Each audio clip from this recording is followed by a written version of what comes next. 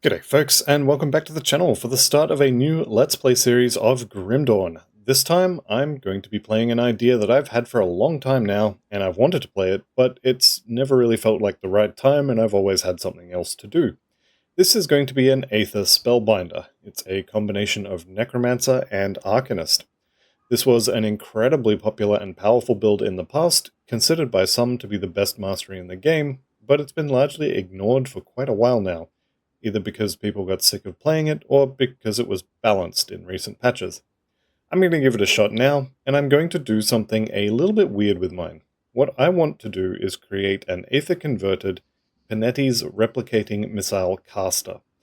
But as anyone who has ever tried to start with Panetti's can attest to, it's not very good early. The single target damage is bad, and it uses silly amounts of energy early. Also, it's strictly inferior to the Fire Blast component skill that you can pick up off the ground until you sink a lot of points into it. So I'm not going to start with Panetti's. This is going to be a 3, maybe 4-in-1 Aethercaster build. I'll be starting with pets, because I can convert them to Aether damage, and also because they are ridiculously powerful at low level. Then at Homestead, I'll grab myself a Pulsing Shard from the Aether Cow, and I'll ditch the pets in order to swap to Albrecht's Aether Ray, which I will then use until about level 60 or so, when I will raid the Ancient Grove to get Slathzar's Crest, a medal that will convert Panetti's replicating missile to Aether damage, and at that point I will transition the build over to Panetti's. And that should work all the way up to level 100, where I may or may not change the build to something else, that being the fourth part of the build, and hence the maybe. So, with that little intro out of the way, let's go ahead and get our character created. Now, once again, I spent a couple hours doing research for this character to kind of make sure it would work, to minimize the amount of Aether crystals I would waste on devotion respecs, etc. But honestly, most of that time was spent staring at the screen, trying to think of a name. What I finally came up with was Peppermint, because it's green. Genius, I know. Okay, so Peppermint is going to be male, is going to be playing on Veteran, because honestly I find normal difficulty boring, but if Veteran's not your jam, that's fine, just play it on normal if you want to play along. You'll still have fun, and nobody's going to know that you were playing on normal, and honestly nobody should care anyway, it's a single player game, just do what's fun. Same deal with Hardcore. I find Hardcore more fun than Softcore, but again, if it's not your jam and you want to play along, just turn it off, it's fine. Nobody knows, nobody should care. And one thing with the Hardcore toggle, and I have to mention this at the start of every series because of some comments I got in the past, if you play on Hardcore and your character dies one time, that's it, it's dead. It becomes a ghost and you can't play it anymore. So if that doesn't sound like fun to you, turn it off and just play Softcore and it'll be fine. So, here's Peppermint, and let's get into the game. Now, as always with these playthroughs, I am going to be skipping the cutscene. That little flash to black there was the cutscene that I skipped. I'm also going to try and limit the spinning of the screen, because I know it messes with some people, and one of those people is me. This is going to be... Oops, spun it back too early. The whole point to spin the screen here was to get this lore note. You can just kind of walk over here and then click on it, but just a little trick to get started. Now, the second little trick that's kind of important on a Veteran, well, not really important, but the trick is just don't kill this soldier. He takes forever to die, and he's just got a ton of health and not very much in the way of XP. So, once I'm kind of in the clear, nothing's trying to chase me, there's a couple other things I need to go over. One of which is the map in the top right corner there.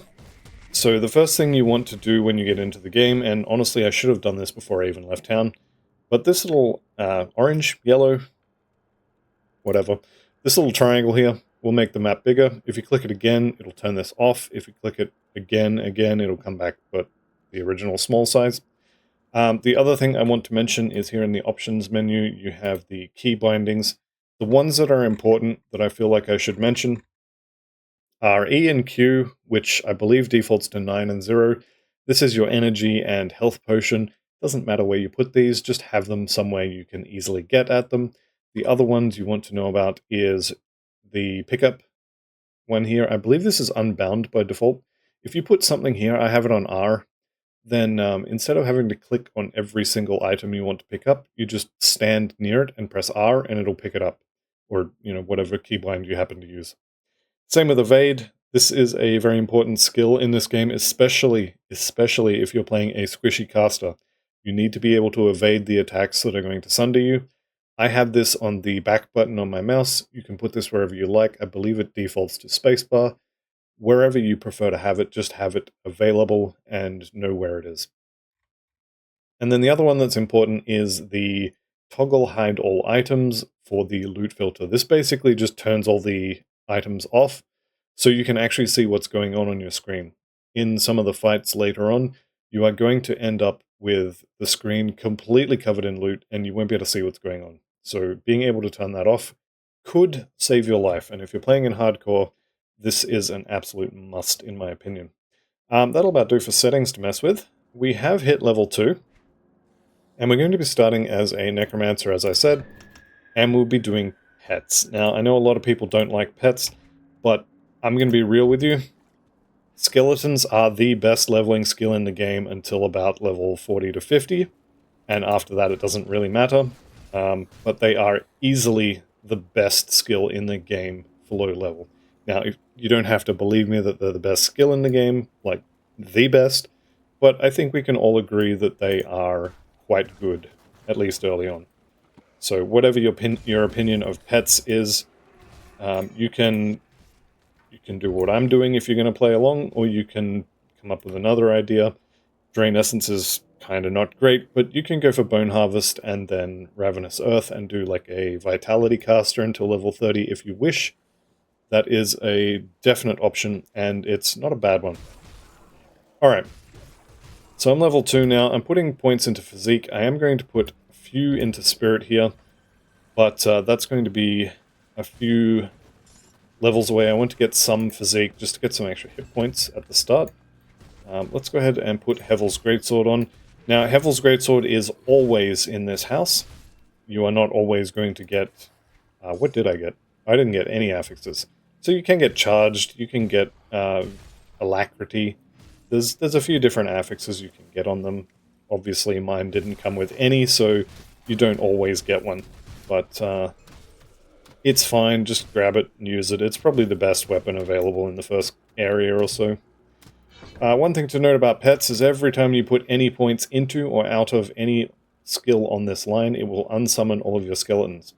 And they do come with a decent recharge of almost 20 seconds. So don't put any points into the skill, and don't mess with your gear if you're not okay with having your pets be dead for 20 seconds. Very important during boss fights not to do a level up if you happen to get one, because you will find yourself without pets and you'll have to kind of run around in circles and hope you're alive when the cooldown comes up. Alright, so for the first few levels we can just help out our pets, swinging our sword at things, and it all will be fine. I've got, looks like one peasant skeleton and then a pair of archers, which is fine. Looks like my archers are busy dying. Barrog's dead though, so they kind of did what they were there for, I guess. This little peasant skeleton's still running around like a boss. That's not going to last, but for now it's good. Also, when you do get a belt, whatever stats it happens to have on it, chuck a scavenge plating on it. Plus 15 armor is really useful early, and even later on it can be quite good. Let's just jump into this house here, grab the Inquisitor Creed logs, and we'll beat our way through these zombies, and this particular eyeball needs a sword through it. Right, level 4. Wouldn't you know it? 1 point in the bar and 2 points in skeletons. This is pretty much what's going to happen until I get to 10 points in the skeletons. And then I'm going to spend the next 2 levels just getting it maxed out.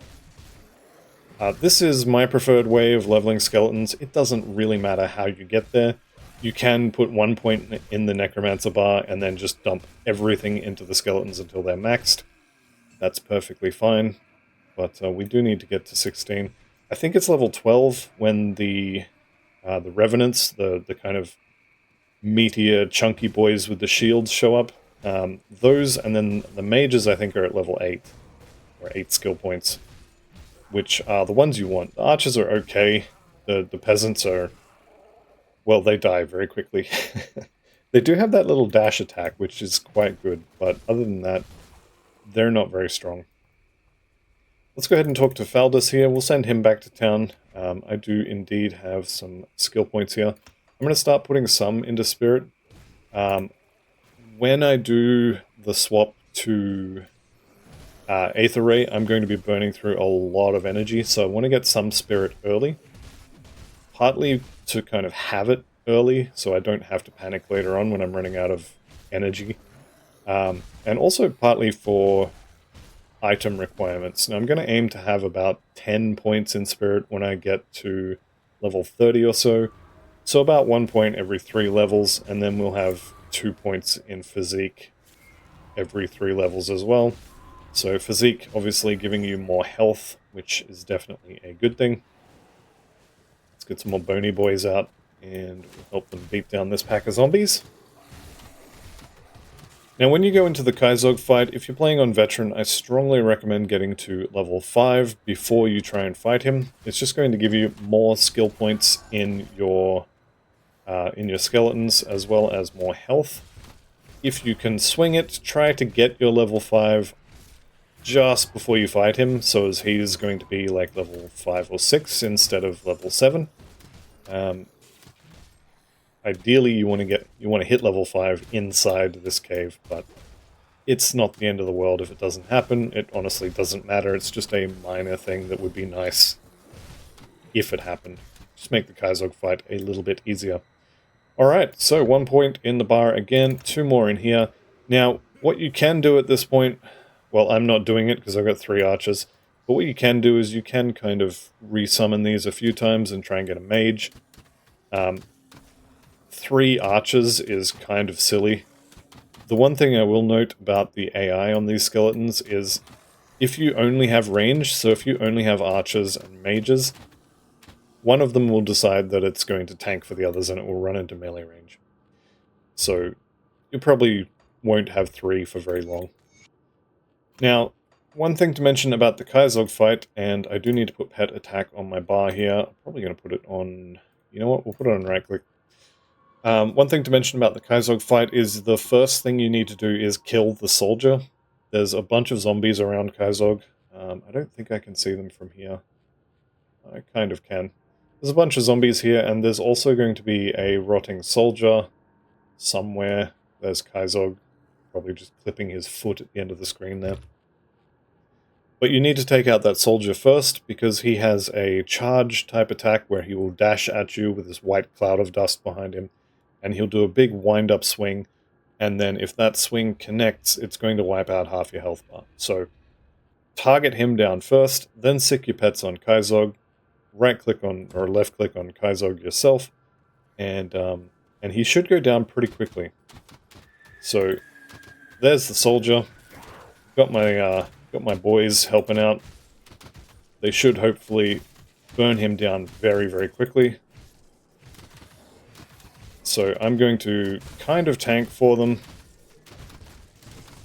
I'm going to run them around a bit as well. Just try and keep them away from the zombies. It's not obviously going to be perfect, but we can run them around a little bit. There's Kaizog dead. And with the 3 archers still alive, which I'm going to be honest is actually quite surprising, but hey, I'll take it. They are very good at killing Kaizog. Generally, I found the best combination for killing Kaizog with your skeletons is going to be 1 melee and 2 archers, but, you know, take what you can get, and it's not the end of the world if you can't get 2 or 3 archers. If you have to go in with melee skeletons, you can just sick them on him, and when they die, just summon more. It's fine. Let's grab our first devotion point here, and we will be going for... If we go into the devotion, first thing we want is the imp, because Aether Fire works amazingly well with skeletons. It has no cooldown, so every single one of your skeletons can proc this on every attack they do. They won't proc on every attack, but they can. And and the damage stacks up. So if you have 10 of these underneath a boss, the damage adds up very, very quickly. So we want a point in blue to start us off, and we'll be getting Aether Fire complete in Act 1 and applying it to our skeletons. Now, I do have 3 points available, but I also have 3 archers, which I want to keep. So I'm going to hold off on spending my points there, and I will spend my attribute point. I'm going to keep these 3 archers until 1 or 2 of them dies, then I'll spend my points and then immediately resummon. And at this point, I'm hoping for mages. The mages are really good for clearing, and they are honestly the main reason why skeletons are ridiculously good in Act 1, is because they come with AoE clear built in, and they also do really good single target damage. Both the mages and I think they're actually called revenants, but the knight type skeletons also have an aura that does damage around them. So between the 2 of those, you have very good clear. And then the archers, and actually the peasants do pretty good single target as well. So between all of those, you have, like I said, in my opinion, the best leveling skill in the game. So you can already see they kind of just wreck everything. There we go. Let's see if I can keep them out of melee range here. It's not looking good. If I could get him to chase me instead of the archers, that'd be great. Yep. Let's not get poisoned. And yeah, so now that I'm able to tank for them, which is honestly what I wanted, and they are for some reason staying back, definitely not complaining, but I am surprised, because usually one of them wants to try and be the tank. But I'm very happy they're all staying back. These things here, these are death for skeletons, and they're also kind of death for players as well. If you stand in that Aether circle, you're going to have a bad day. Okay, what do we got here? Is that a new weapon for me? Well, it would be if I was strong enough to use it. Also going to swap these gloves in. In Act 1, I'm looking for items with of mending, so that's going to be on belts, on medals, rings, and amulets. And I'm looking for armor on my actual armor slots. I just want armor. I don't care about anything else. If it happens to have some, 8% increased pet damage or something, I just don't care. 8% increase on like 80 damage is going to be +1 or something like that. It's just not worth getting damage affixes early. We're already one-shotting everything. We have a little bit more overkill, it makes no difference at all. So definitely pretty much ignore damage affixes on items for Act 1, and maybe start to consider them in Act 2. Very surprised that these mages have lasted as long as they have. I'm happy about it, but I'm very surprised. We are here taking out the blue shaman at this point. They have the quest item we need to get one of the better leveling rings in the game. It is a little bit rare, so I haven't got one yet, but yeah, they'll drop. The other thing as well is there are still white items on, so if you come down here to this loot filter button, just turn the common items off. I don't want to see white items, I'm not going to use them, so they're just taking up real estate on my screen. And I kind of want them gone. Alright, no blue slith here, unfortunately. And I did hit level 7, which is good. Let's get another point in the spirit. And again, I've got the points to do it now. I probably should spend them in there. But getting skeletons that one-shot things twice over instead of just one-shotting things is not really a priority. Having 3 archers is really, really good. I think I might be losing one just here, though. Nope, still there. Alright. Better than I gave them the credit for. Okay, I think at this point, after these Slith die here, I'm going to resummon them anyway, because we have the Whitemire Rift fight coming up. And I definitely want some mages, and potentially some revenants for that. Now I'm going to get this up to 14, and then next level I'll put 2 in here and 1 in the bar. So, do we get mages? We get 1 mage. Okay, a mage, an archer, and a peasant. that's fine. That'll do the job. So this fight in Veteran is very, very, very scary. If you see a white cloud, make sure you don't get hit by that big wind-up attack. He just deleted one of my skeletons. Let's summon some more. 2 melee and an archer. Not great. See this white cloud here? You don't want to get hit by that. So he's dashing over and blam. Deleted. Alright, last waves here. We'll go and get some hits in. I am watching for those big wind-up attacks. We're down to 1 skeleton, so we'll resummon. Here we go, here's the big boy. Alright, he should be able to take these guys out pretty much on his own. So he has an aura around him that does vitality damage. Him just existing on the front lines will kill things. So you definitely want those guys early. Around probably level 20 to 30 or so, they stop being, all-destroying tanks, and they end up actually being decently squishy until endgame.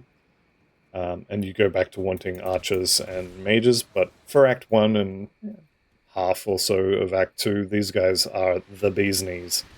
They are indeed the duck's nuts. They are the best thing going since sliced bread. Probably before then as well. And other metaphors. Alright, still haven't got any of my Slith necklaces, which is unusual, but that is what it is. And we're now at 16 out of 16 on the skeletons. They can't really get stronger by putting more points into them without getting gear now, so that's the soft cap, I guess we'll call it, where you can't put any more points in, but you can still take them up to 26 out of 16, which is going to be your hard cap, which is also going to be the goal here. So now we start working towards Undead Legion, which is going to actually get us more Oni boys out, so we'll have 4 and then 5, etc. We'll go up to 8. Is your inventory actually full, or are you just really bad at managing it? I think we all know the answer here. Just really bad. Okay, at this point I'm going to go back to town. Up to you if you want to leave magic items on at this point. I'm going to turn them off. So, turning magic items off. I do still have empty slots, and I still don't have any pants, but I just... Yeah, I don't think I care about the magic items. So I'm going to hang on to one-handed weapon. What do we got here? You're a -4. Honestly, it doesn't really matter. I'm not going to hit things with it. Okay, that's fine. So we're going to sell all this. Keep one-handed weapon that you can use. As soon as we go back through the rift to where I was, I'll show you why. And in fact, I'm going to swap over to it now. Let's go ahead and accept this quest. Get a few extra bits of scrap. And we can tell Kasparov about the Aether Crystal and basically tell him that we found some. Here you go, and thanks for the skill point. So Falda's here. This is the guy we rescued in the house way back at the start, and the rest of the conversation pie can wait till later. So we'll chuck it in the fridge, and we'll be back in a little while. Now I did turn all of the magic items off just then, so I'm not going to see them anymore. But this rotting corpse right here, Carver's Conjuring Bone of Serenity, is kind of meh.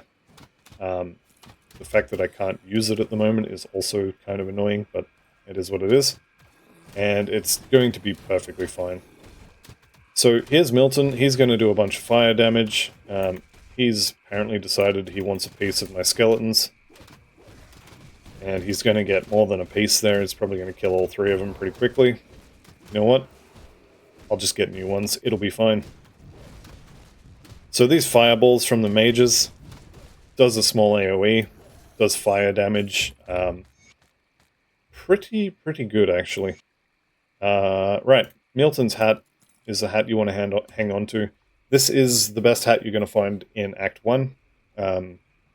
Maybe the Explorer's cover, if you find it, would be better, but this is the Act 1 hat. Soul's Touch here, this is pretty good as well. We don't do a huge amount of Aether damage yet, but yeah, I'm going to hang on to that too. Okay, so Milton there, he's going to drop the hat. Whatever it drops with, just go ahead and grab it. It is going to be the best hat you have available for Act 1. So go ahead and use it. He will spawn either in this house here. There's the Whitemire Rift. He'll be in this house, he'll be in this house, or he'll be in another one just on the other side of the road. So make sure you kill him on the way through. Also, normally when I'm doing a playthrough, I avoid totems in Act 1.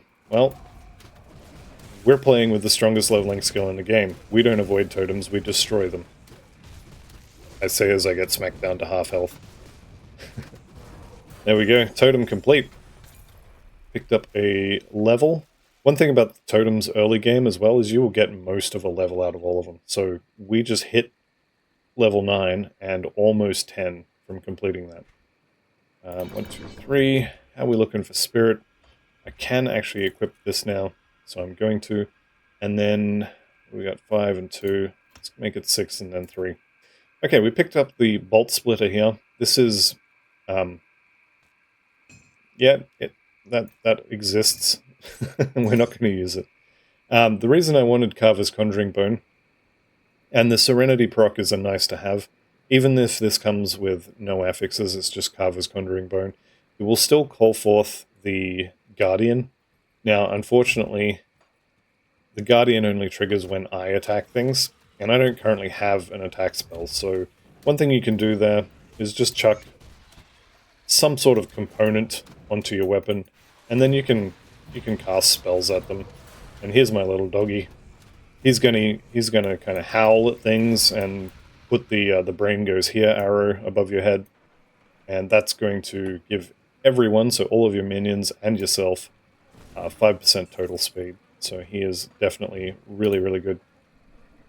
Okay, let's get our 4th skeleton online. So Undead Legion here, the first point gives you +1, and then every 3 points after that will give you another skeleton. So we now have a max of 4.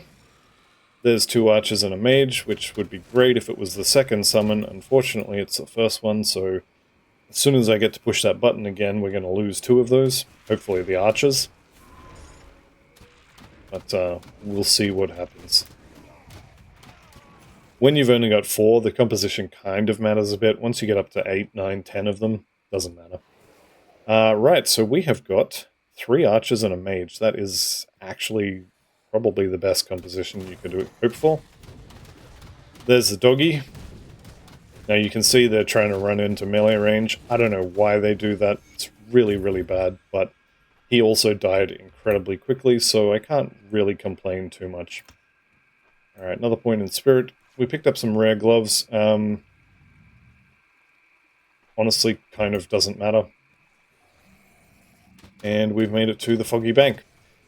From the Foggy Bank, you want to head due west and get up here, kill off all the Slith, because I assume at this point you won't have your Slith necklaces yet, so you'll still need to kill a few more. They just don't want to drop for me. That's alright, we can kill a few more off. There's one. Are you going to give me 2? No. Usually I've found that they won't drop until I whinge about it, and then all of a sudden I'll just have all of them. I don't know why it works like that, but it's a pattern I've noticed.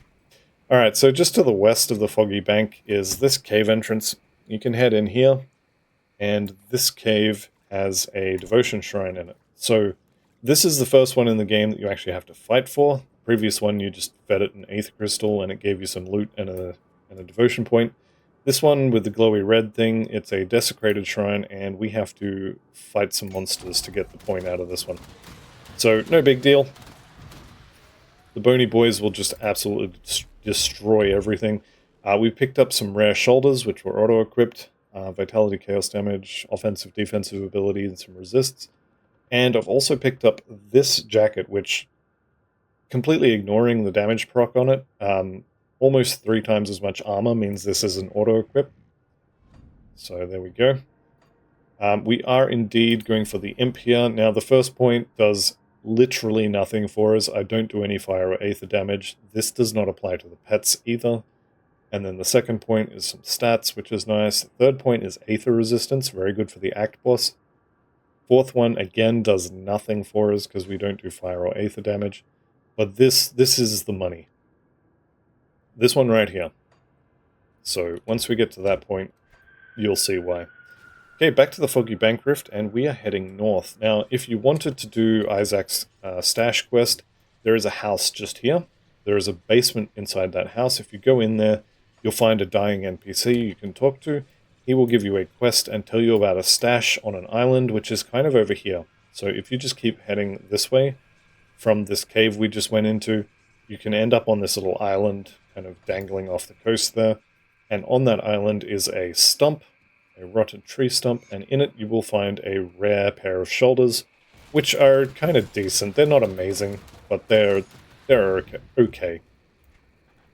2 necklaces now, so I still need one more. So once again, all my archers and mages decided they wanted to be in melee range for some reason. There's my 3rd Slith necklace, so next time I get to a rift gate, I'm going to go turn that in. And here's Luther Graves. Now he is our merchant for Act 1, and you definitely don't want to be extorting him. Just take the top options and send him back to town. If you try and take some money off of him, he will give you some iron bits, absolutely. And then he will charge you more for everything forever. He will just give you worse prices. And your current Act 1 merchant will eventually leave. And so you'll be left with just him. So you don't want to be on his bad side. If you didn't find him where I did, so I found him down here. If you don't find him there, he could be here, or he could be kind of over this way. I'll show you the other one as well, just in case you have to go there. It's also important to note that these Slith necklaces, you can put them in your stash. You can collect more than just the 3 you need for the normal quest. And you can do the elite or the ultimate version of this quest as soon as you zone in. Like, as soon as you get into the game. So once you finish with normal, you'd go to elite. I'm probably going to skip elite and go straight to ultimate. But if you have those in your stash already, then you can just go to the quest NPC and turn it in straight away. Okay, level 11. So 3 more points in Undead Legion. Remember what I said about them unsummoning, though, as soon as you put a point in? So we get another +1, so we can do 5 now, but they all die. So make sure you are somewhere safe before you do that. What are we looking at? 3, so I need to go up to 8 before I put a 4th point in there. And that'll be fine. Also note that once you turn the quest in, they will stop dropping. So if you want to collect more, you have to do it before you turn the quest in. This is the 3rd and final location for Luther Graves. If you haven't found him by the time you get here, you missed him, you'll need to go back. Alright, let's get our next 2 up. So we're at 5 maximum. It did, unfortunately, unsummon my other Revenant, and gave me 2 peasants and 2 archers. Which, yeah, that's not a good deal in anyone's books. But it kind of is what it is. I'm going to resummon again. Oh, I've got 3 peasants. That's the worst deal ever. Alright, we have made it to the Rift Gate, and at this point I tend to go back to town. I am going to make a stop in the White Mire though and get my free rare ring, which is definitely one of the best rings for leveling. Both because it's very powerful early, also because it's guaranteed available early, and it's got good stats pretty much the whole way through the game. It's not amazing, you can absolutely find better rings, but it is guaranteed, easily available, and has good stats. Damage to beastkin, there are beasts all over the place. Energy regeneration is something I'm going to need, and 36% resistances, or depending on how you want to count that 12% elemental, it could be 36 spread across these 3, because it'll give you 12 to all of them. this could effectively be a 60% resistance ring, depending on how you want to look at it. So really, really good. Let's get rid of these. Do I actually want to use that dagger? It does have cold damage on it, and I am using chilled steel at the moment. I guess it is actually kind of better. A couple more levels, I'll have enough cunning to put it on, or I could put a polished emerald, sorry, onto my primal ring, and that would also work. Let's have a look for mending. Nope. How about renewal? Nope. Okay. No good items there. Let's head back to Devil's Crossing. We've got some conversation pie to eat in the forms of Luther Graves and Milton's sister. Let's go ahead and throw the salt bag on the floor. This is required for an ultimate difficulty quest. It's one of the secret quests, though, and most people will not be able to do that quest for quite a long time once they reach level 100. And so you can just create another character and mule it off them. Alright, this is Sadina, the spirit guide. We will be talking to her a decent amount later. Also, I spoke to Sybil Hart here. We had a quest item, I think it was Milton's locket, something like that. Basically, the guy who dropped this hat also dropped an amulet, which we gave to her, and she gave us the Sister's Amulet of Life-Giving. This amulet is okay. It's not amazing, but it is better than a bag of salt. Next thing I'm going to check for is gold bands of renewal, or of mending. The gold band comes with, I think it's 4 to 6, but it might be 5 to 6 health regen per second as a base thing. And if you can get of mending or of renewal, let's see if there's one here. No, there isn't. But of mending here is 13. I think it goes up to like 15 or 16, something like that. So if you can get a gold band of regeneration, then you can get some silly amounts of regeneration. Unfortunately, I don't have any of those available, but that's fine. I've got my 11 scrap here, so Barnabas is going to need 5 or 6, I can never remember. We'll agree to take care of his slith, though. He wants 5. I happen to have 6. You probably won't have 6 at this point, but I'm going to repair the bridge now, and then we're not going to go over it. At the end of Act 1, we will be doing some crafting, and some of that crafting will use scrap. So it's better to repair the bridge now, and then do your crafting later, because if you do your crafting and then go to repair the bridge, only to find out, uh-oh, you don't have enough scrap, well, now you've got to either buy scrap, which is not great, especially if you've used all your iron bits as well, or you've got to go and scrounge it up by kicking over tree stumps and whatnot. So it's better to just repair it as soon as you have the 6 required scrap. And we're almost at the point now where Necromancer really takes off. Once we get a couple more levels into Undead Legion, you'll see what I mean, because we're already kind of just walking past stuff, and it's mostly dying. Wait till we've got 8 skeletons, and then wait till we've got 8 skeletons at 26 of 16 if I can get the items to do it. These things just absolutely truck, and they're also really good at spreading the damage out. So whereas the Conjurer pets, yeah, they can one-shot things for sure, but there's 2 or 3 of them, and so you're running past, your Briarthorn will run over and whack one guy, and he'll die, take like 5 times his health bar in damage, and just die. And then it'll move to the next one and kill that one guy. Whereas with the skeletons, 8 of them shoot like 6 different targets, 5 of them die, and then they move on to 5 more new targets. We're not quite at that point yet, but we're getting there. We'll get a few more skeletons on the go. And keep in mind also that this is veteran. If we were playing on normal, these would all be one shot constantly. Every single one of them, 1 archer, 1 shot, 1 kill. So, playing on normal, this is even more powerful, but even playing on veteran, it's still silly good. Alright, now I'm going to toss that on the ground. I don't need to collect those, they're relatively common. But if you wanted to, you could chuck them in your stash, like I mentioned. Also, pretty sure I mentioned that we don't run away from totems, we kill them. So let's get on that. We've got a regenerator here, and it just kind of doesn't matter. There's level 12. Skellies are actually getting put down here. Ooh, I'm gonna have to run away here. Yeah, this guy wants me. That's alright, we just run around in circles. Get a few more boys out. If I could get a Revenant, that'd be ideal. Looks like I have not got one. There we go, got one of them down. And we're done. Okay, halfway through level 12. You will have to sometimes do that, but it's not a problem. And look at all the loot.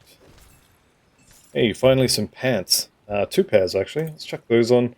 Have a look at these. That's a lot of spirit, and Aether resistance is more valuable to me than Chaos. On the belt here, I actually value that regen more than anything on this woven cord, so I'm going to leave that one. White items go on the floor. And we'll pick up that to sell. Okay. We've just got too many peasants and not enough revenants at the moment. Don't really want to fight. There we go, I've just done what I told you not to do. I've unsummoned all my skeletons by putting points in when I was in the middle of a fight. There we go. Now I've got to wait for them to come back. It's very easy to do that without thinking, and it's definitely not a good thing to do. But hey, do as I say, not as I do, right? There we go. 2 revenants, or 2 more revenants, so we've got 3 altogether. That's going to be nice amounts of damaging auras. The peasants, I give them a lot of grief. I call them peasants. They're actually pretty good damage. If you can keep them alive, they definitely die far too easily, but it is what it is. Alright, let's kill off these guys ourselves, and then see this red thing here? That's Sunder. It's a 1.2 mechanic. Basically makes you take a ton of extra damage. When she does that little red thing above her head, the next skill or attack or whatever is going to sunder you. Well, somebody knew I was playing pets. That's going to be great. Where is it? That one there. Yeah, keeping that for sure. Okay, boots. I'm looking for movement speed. So even though these vigorous leather boots of the Flesh Hulk are technically better in just about every way, they don't have any movement speed, so I'm not going to wear them.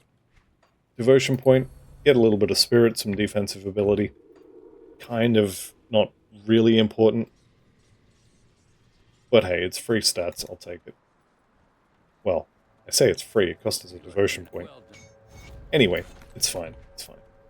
I'm going to use that. I'll keep this for now. I kind of think I probably won't end up using those, but it's definitely worth having them for a second. The Veloth's ring here, if you happen to get incorruptible on it, it's probably worth using.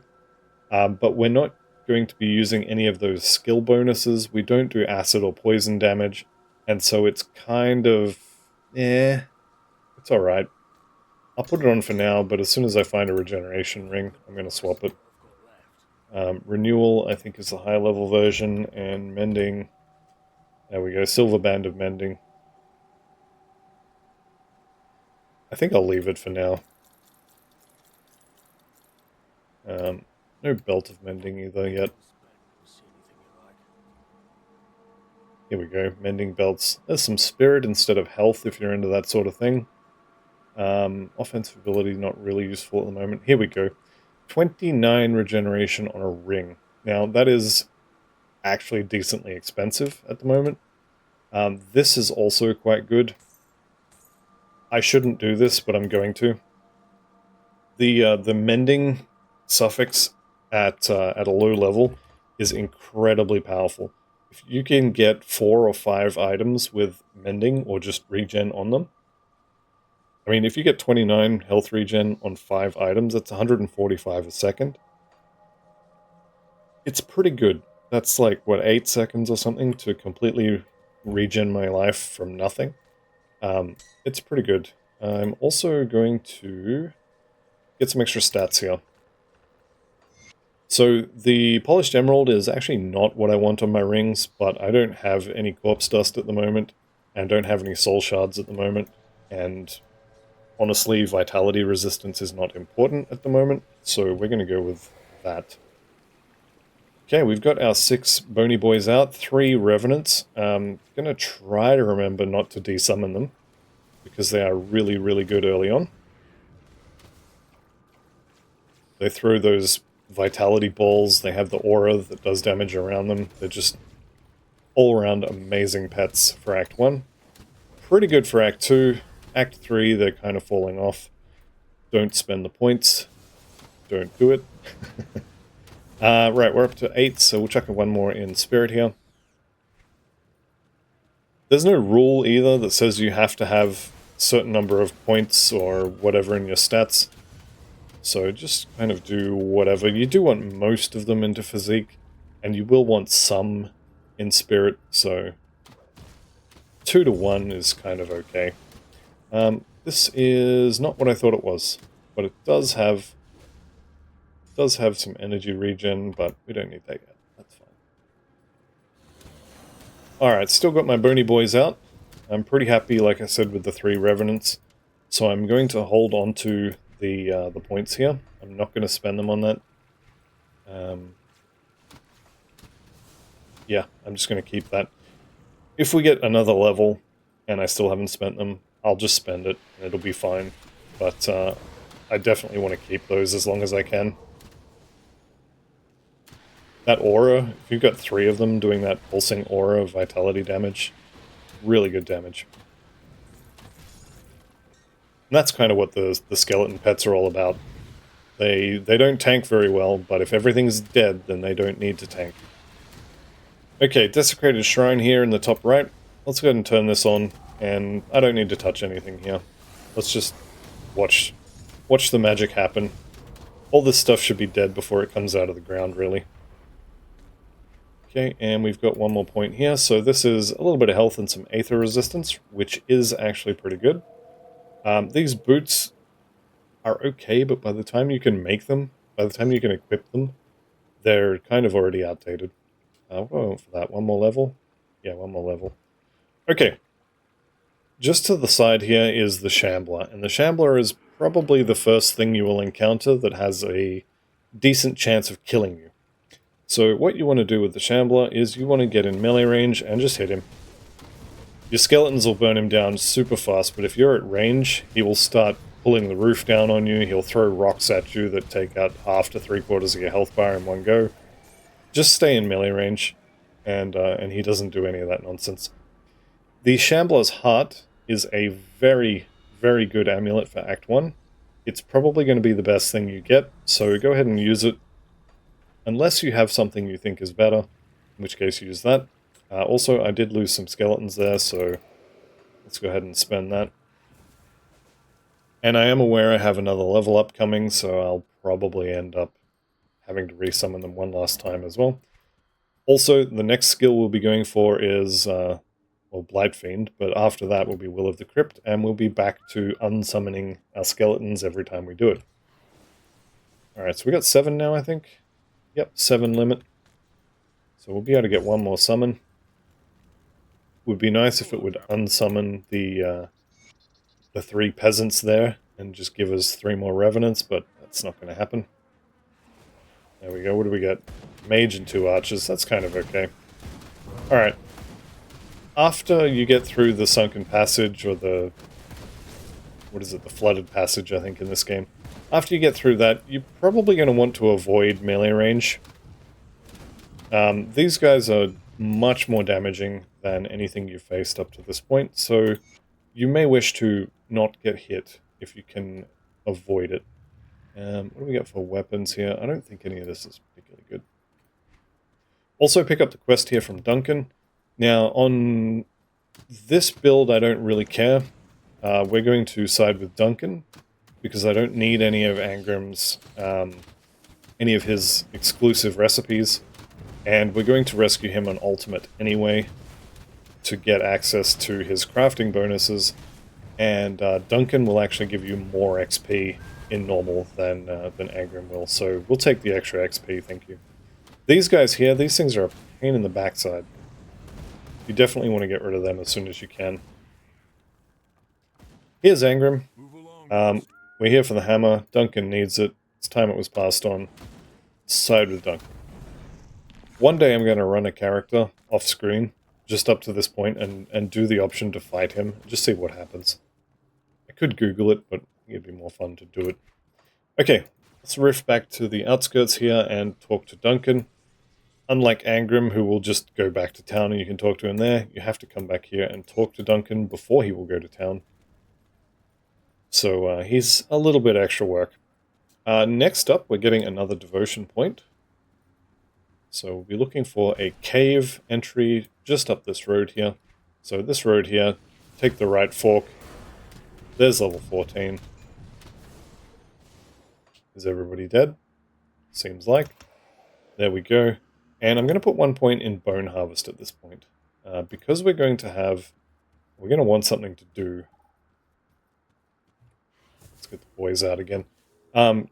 Usually, the first thing you get on a pet build is going to be this. So Shepherd's Call, you want an attack to put that on. I probably shouldn't have taken this now, but it's kind of habit. Definitely will be wanting it, and it does give me something to do. So we can cast that at people.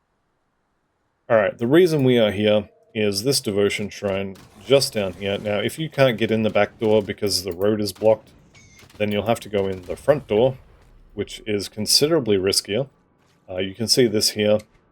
This is like a pathway underneath there, and there's another door here. So if you come in here, you'll be able to walk under here and get this, or you'll have to go all the way around.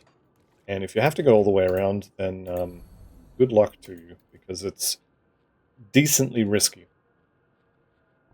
Alright, we're up to 8 now, so we've got 8 bony boys, and I've got 1 melee and 7 casters and archers, so this is going to be really good. I'm going to pop this, well, pretty much now.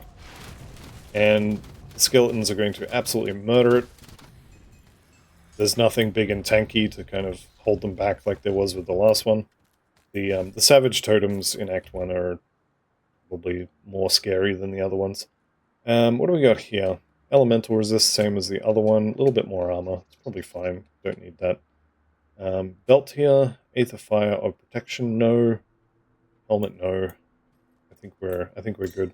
Let's chuck that on. That's more regeneration. A little bit of XP gain, which is nice. Can't complain about that. 8 skeletons. Absolutely tear them to pieces. Get the doggy out. He's going to put the brain goes here arrow on us, and we'll do everything a little bit quicker. Alright, next up, we rescue Steven Seagal here. The cook. We tell him about the prison, send him back to town. I'm still suspicious of this guy. Turns out he's kind of on our side, but also kind of not. And he is definitely the badass that he seems like. Hanging out in the swamp with all this stuff, like 2 meters away from him. And none of this wants to bother him. Yeah, he's definitely hard. Alright. So we've made it to the Borich village, and we're just going to basically walk through like we own the place. I'm going to stand right on the rift here and summon the dog if I can, and otherwise just do nothing. I'm not seeing the dog, which is annoying. I was hoping it would be summoned by now. Probably on cooldown. Here we go. I've only got 1 hero this time, which is unusual. Normally on veteran you'll get 2 or 3, but it seems every time I say that I get 1, so I don't know if I want to keep saying it and get no heroes. Make it easier, or stop saying it and go back to getting 3. Anyway, 8 skeletons at full power will absolutely murder any number of heroes that come out of that rift. This is the cultist orders. You will pick it up from this lectern. Go ahead and grab it. You'll have a choice to make once we get back in town. The choice is basically, do I kill someone who's obviously a traitor, or do I accept that he made a mistake and kill him later because he's obviously a traitor? that's your choices, basically. Alright, everything in the bar. Next level, we get the Blight Fiend. Lost a couple of skellies, so we'll go ahead and resummon them. Unfortunately, replaced archers and mages with peasants, which I don't love, but it is what it is. And one of them's dead already. Not having resistances on your pets early on, it hurts. It hurts a lot. Because the thing that's killing them is not physical damage, it's all the Aether goop on the ground and all that sort of stuff. Alright, let's go through here. I see another totem over there, so we're going to go kill that as soon as we take out this Aether Crystal.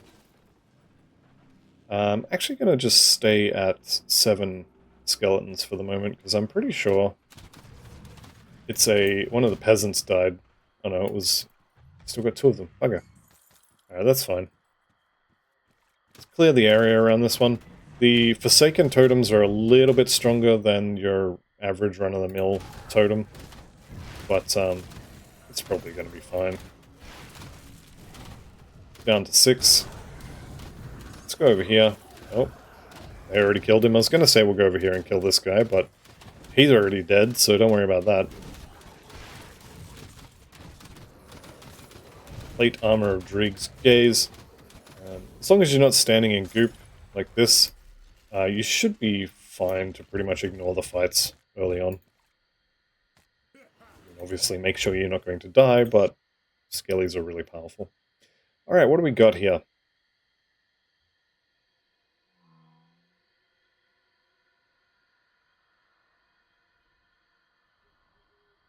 Okay.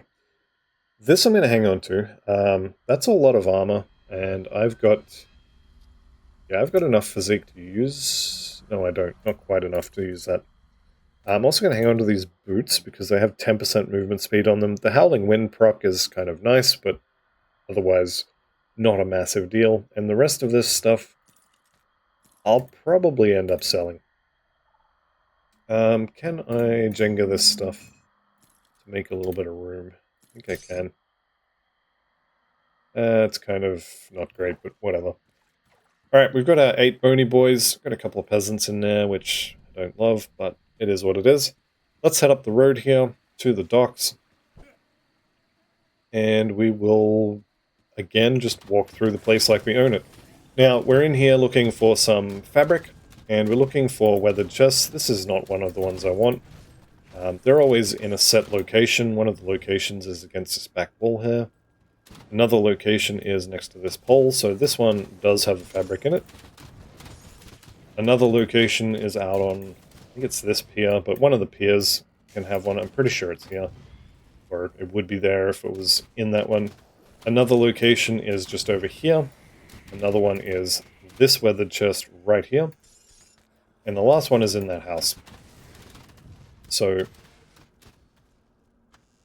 there it is. And the last one will be against this back wall, just under this window. So grab your 3 fabrics, and we will be on our way. Let's go ahead and eat the lawn oat, get some extra XP. Alright, and depending on sort of where things have spawned, you may or may not have to take a detour at this point. Let's get everybody over here, so we can actually kill stuff. Alright. Was there another hero here? Did he run away? Maybe I already killed him and didn't notice. That's fine. Once you get here, you will have a bunch of different paths that you may have to take, depending on where certain roadblocks have spawned. So, there's level 16. That's our tank pad online. So here is the Blight Fiend, the Smelly Potato, the Teddy Bear, other cool names.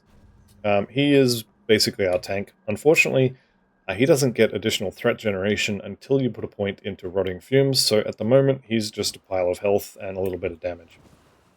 Now I've got the really good spawn, so right here this door could be blocked by a bunch of debris that's on fire, so you'll have to go out this way and go around. There might be a blockage in the road here, in which case you'll have to break your way in here into this house, and there it is. There's a trapdoor in that back room. So you'll have to go into that, through the tunnel, and then you'll pop out kind of... I think it's this one here. But you'll pop out somewhere over here. Oh wait, hang on, no, it's up here at the back.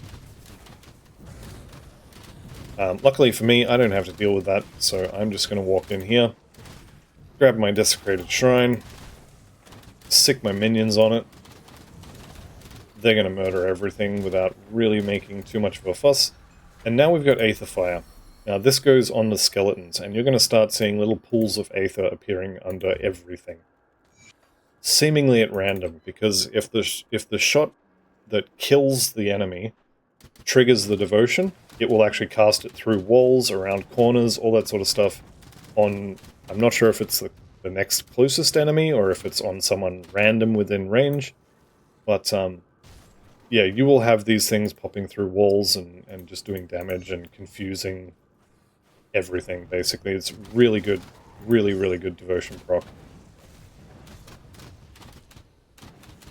Kind of making a liar out of me now. I was expecting some to show up over there. Well, you can kind of see it now. These guys can't really see this spot, but you get the idea. The other good thing about attaching a devotion to your pets, so this here, this says it does 106 Aether damage and 47 fire damage. This is going to be per second, but because it is attached to a pet and not to me, it uses the pet damage, which is right here. So it's got a 9% bonus on that because it's triggering from a pet. You use the pet damage bonus and not player damage bonus.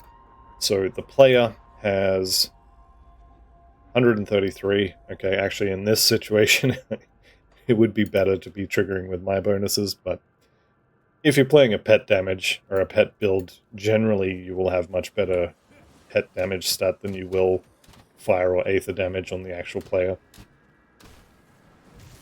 Should have checked before I tried to say that one. Anyway, do I have anything cool to put on? I think that might be it. Do have this one. Now, I'm not actually doing damage at the moment, so most of this is not really going to be very useful, but it is a good chunk of armor, if nothing else. So I'm going to put it on. I'm really waiting for this one in, what, half a level, 3/4 of a level. Let's go ahead and vendor all this stuff, though. Now, at the end of Act 1, you're going to want something like 20,000 or so iron bits. So if you can get 20,000 bits before you have to go mess with Krieg, which it looks like I'm going to be pretty close, yep, 20,000 bits, that's pretty good. So I'm happy now that I have enough iron bits to craft my components at the end.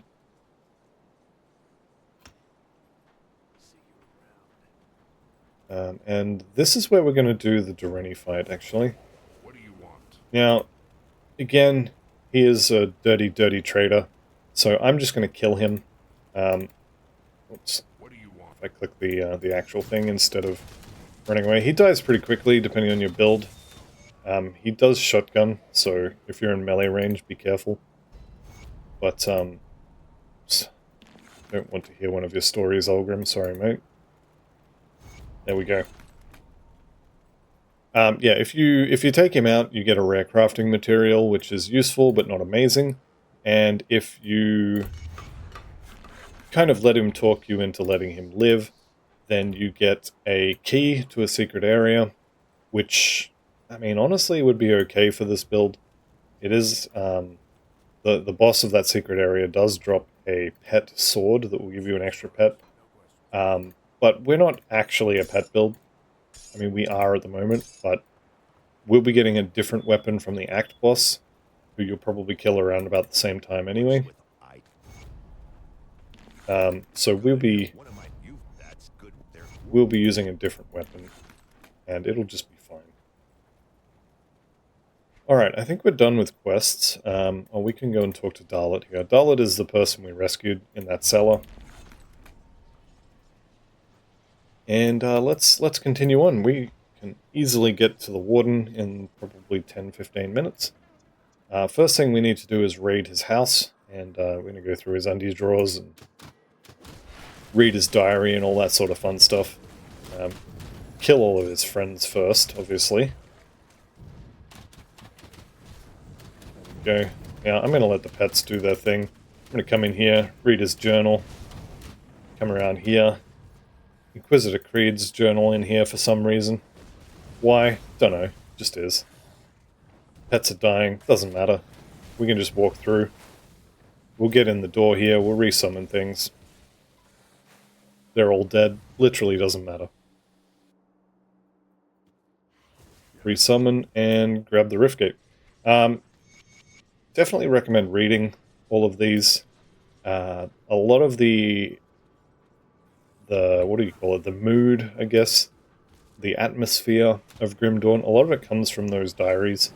So strongly recommend reading them. It's not going to be like, you know, sci-fi novel or fantasy novel, adult reading literature sort of levels, but they're fun little stories, and they do help to add to the atmosphere of the game, so do recommend reading them. They're pretty good. Some of them are really good, and most of them are at least decent.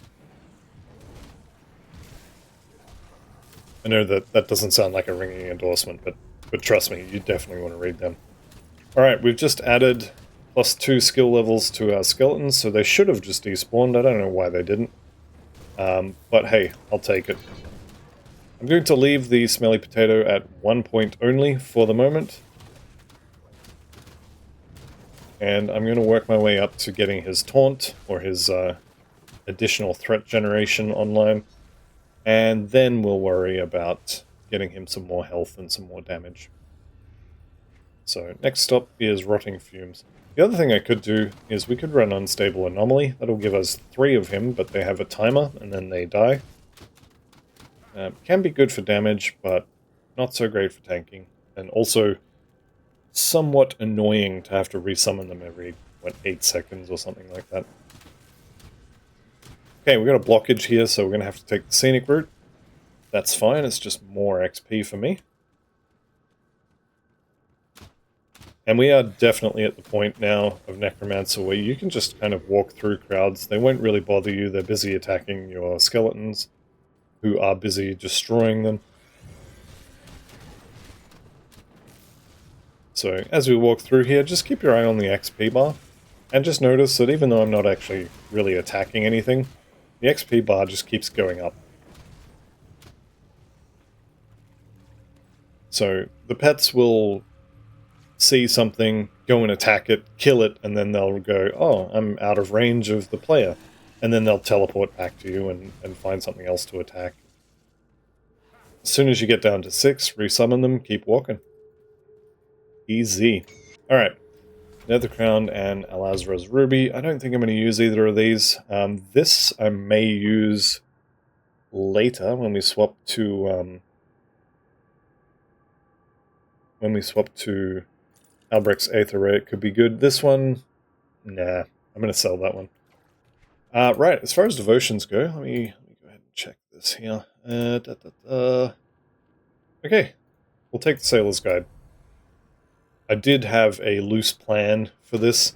Mostly I planned out the devotions. The skill points I'm going to kind of wing it, but the devotions are pretty straightforward. Well, I think they're pretty straightforward. Anyway, we'll go through them as we get to them. Second devotion is going to be Sailor's Guide. We are playing an Aether build, so we will be going for the Spear, which is a tier 3 Aether and Lightning constellation. We are also playing a Spellbinder, which is going to rely on cooldowns. So we will be taking the Time Dilation proc from, what is it even called? Aeon's Hourglass. And then we just need resistance reduction, basically, and some defensive stuff. And that's more or less it. Right.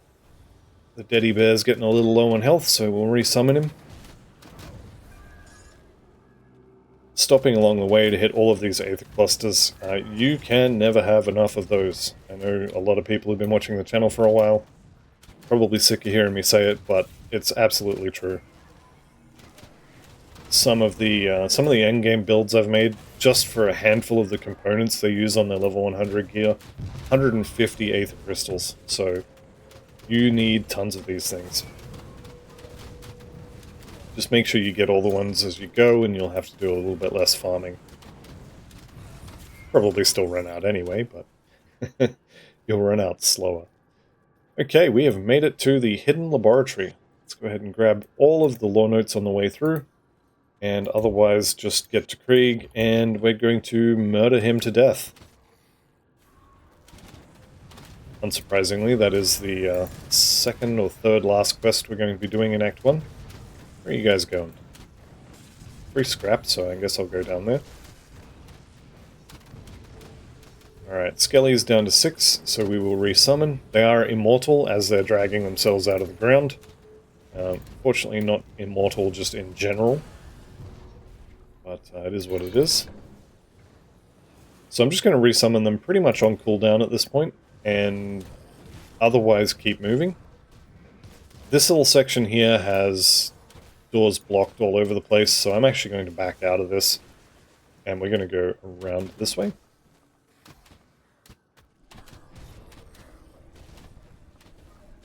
You do kind of want like a critical mass of skeletons to get enough damage to be killing things as you run past them. And it definitely helps if you have more mages and archers rather than melee and revenants.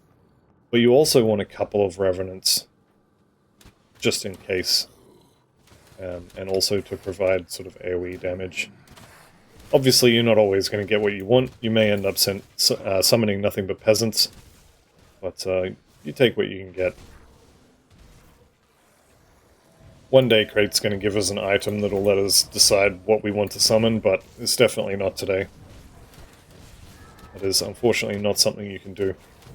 Alright, definitely want to get my hands on as many Aether Crystals as possible, as I said. And we can summon the doggy. One good thing about the dog at this point, and I should mention this when I took it actually, Spectral Rathia, whenever I get hit, I have a 100% chance of attacking back with Spectral Wrath.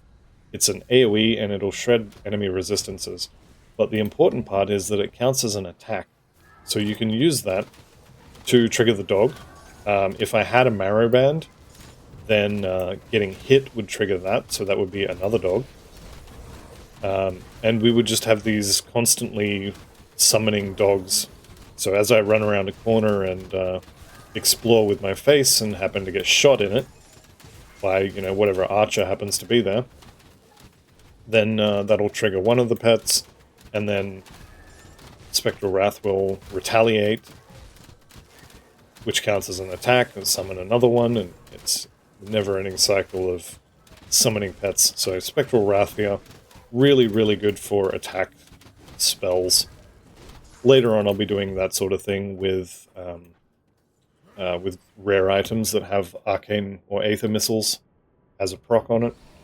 That's always fun, especially if you can get enough of them, so that the previous proc will trigger one or two more of them, and then they'll trigger more, and as long as you continue to have targets to hit, you'll just continually spew out green aether missiles.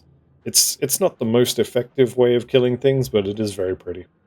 Okay, we're up to Krieg now, and Krieg is kind of easy, especially as a pet build. So on a melee build, I would go through like the patterns of his attacks and how you want to fight him, and you can kite him and like dodge out of his stomp and then blitz back in. It doesn't matter. How do you kill him on a pet build? You just walk up and kill him. All that aether goop on the floor, that's me. That's my pets. They're a little bit distracted at the moment, which is annoying, but that's fine. You just get in his face, you kill him, and then he dies. If you run out of skeletons, resummon them. If you get down to no pets, which I guess probably likely to happen in the second phase, then you just run in circles around him. I'm going to disengage because he's about to die and put that up. You can try and organize your pets so they run out of the stomp if you want, but honestly it doesn't matter, you just summon more. Oh, half of them died? Oh no, I'll just summon 3 more. And then he's going to chase me around and do another stomp, and oh no, the rest died as well. Well, guess I'll just summon some more. And as long as you're moving sideways to him, He'll run over, he'll do a stomp. I'll just keep resummoning him. It doesn't matter. He can't actually hit you as long as you're running around like this. Don't stand still. He'll never actually hit you.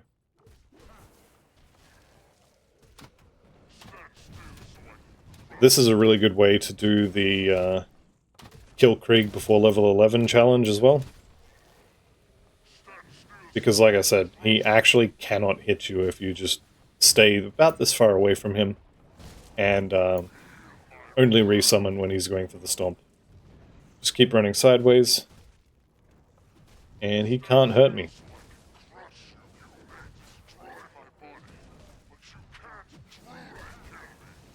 Stomp, a couple of skellies died, doesn't matter. Keep moving sideways so as he doesn't hit you with the bleed, and down he goes. So I've got a Mage Storm, which is really nice. Mage Storm gives us that Aether Lightning proc on it. Unfortunately, it's only got 83% physical to Aether conversion for the pets, but it's kind of whatever. I'm going to use it anyway. There we go. Got that one now. So this gives us Aether damage, basically, for our skeletons. It also gives us an extra skeleton, which is really nice. It gives us 3 levels on the skeletons. And this shield is pretty good too. 8% physical resistance. Cannot complain about that.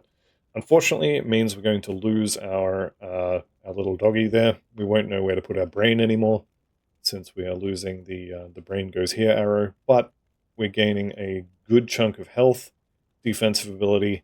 Aether resistance doesn't matter at this point until we get to Homestead. But physical resistance is really good. This is one of those resistances that a lot of people don't know about until later, and it will get you killed if you don't have enough of it. Okay, this particular chest here, this is a very important chest because it has a tainted brain matter in it.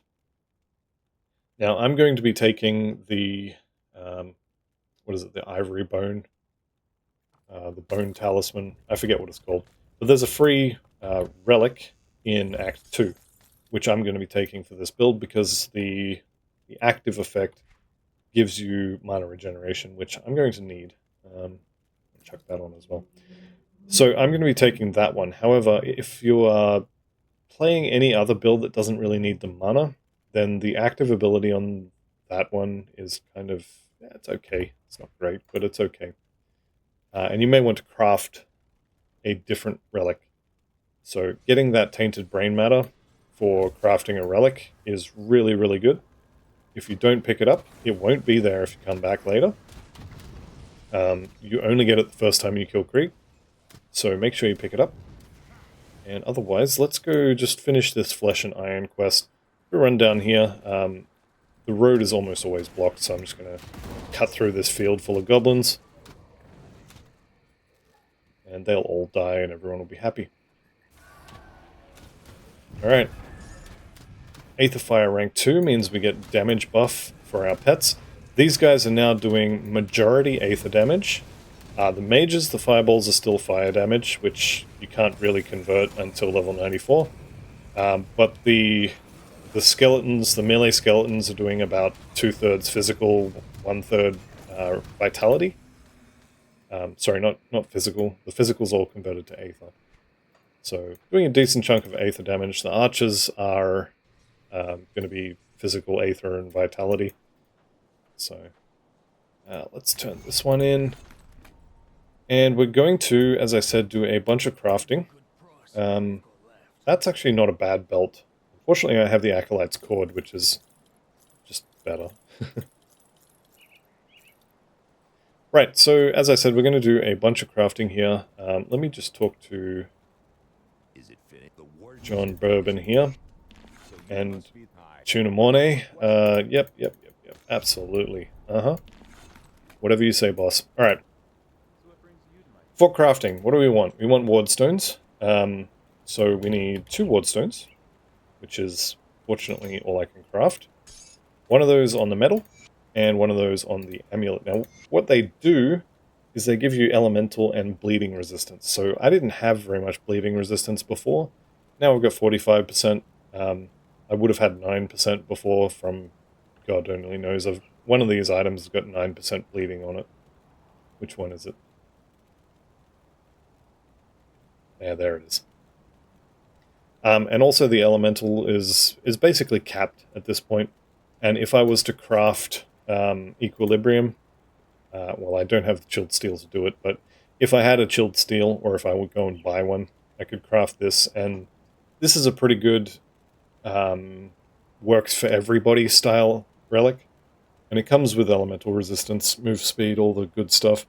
I am tempted to make this anyway, even though I'm going to use the is it the ivory relic or the bone talisman, I think it is. I'm going to be using that, so I don't need this, but it's pretty good. The other thing I want is an anti-venom salve. So you want probably 2 of these.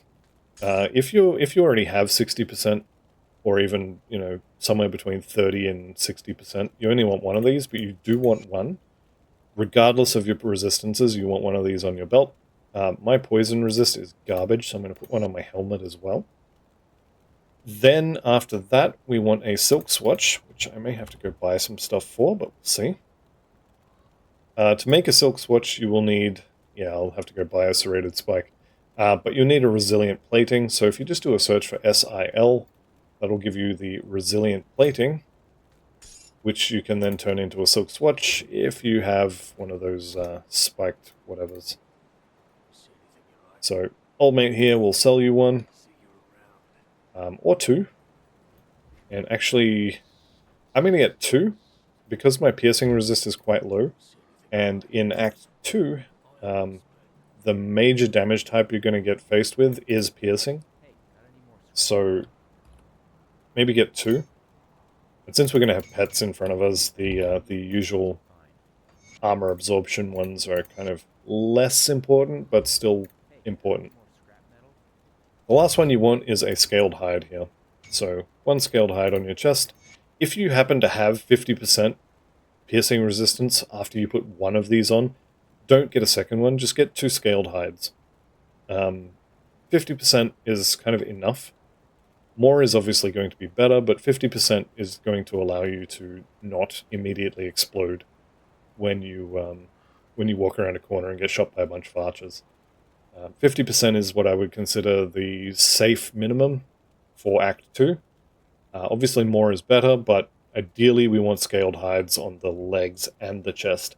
So my armor absorption percentage there is only 84%. This means 16% of all damage gets through my armor no matter how small it is. So if I get hit for 20 damage, 16% of that, or 3.2, so probably round up to 4, will get through my armor, even if I have 1,000,000 armor. So you want that armor absorption percentage to be 100 if you can get it, but early on, you can absolutely get away with it not being there. The other thing I'm going to put on my gloves is this Unholy Inscription. The Vitality resistance will be more useful in Act 2, and very important in Act 3. The bleeding there, you might be able to make use of. I'm already over the cap, but it's mostly for that Vitality resistance there. Alright, that is going to be the end of the Act 1 portion of this character. So I'd like to thank you all very much for watching. I'll see you in the next one, and goodbye for now.